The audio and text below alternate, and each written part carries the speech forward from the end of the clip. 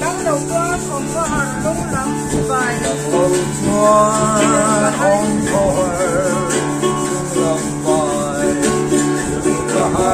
cái cắt đá chẳng đã rồi thì nấu đi cái cắt đá chẳng đã rồi ôi u lệ cắt siêu con ra nha ôi cắt siêu thì làm sao món khúc này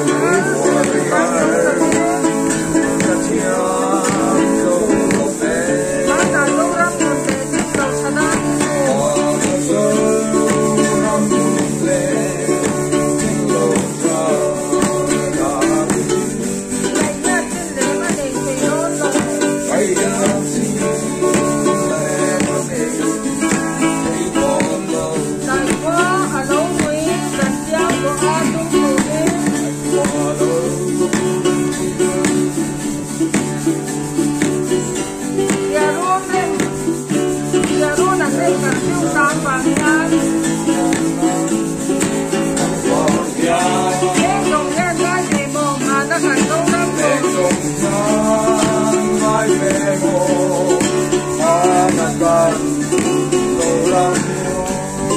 subscribe cho kênh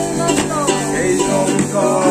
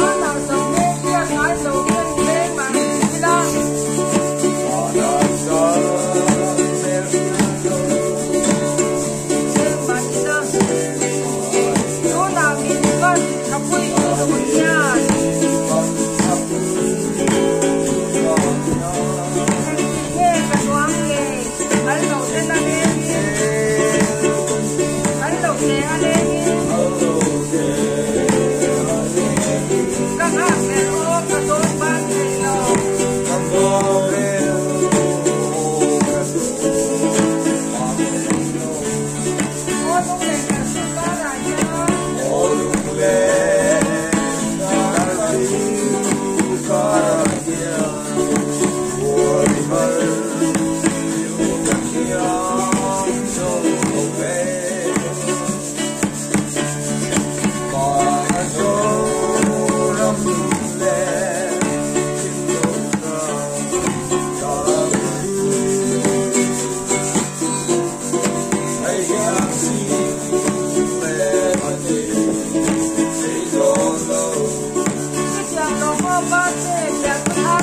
video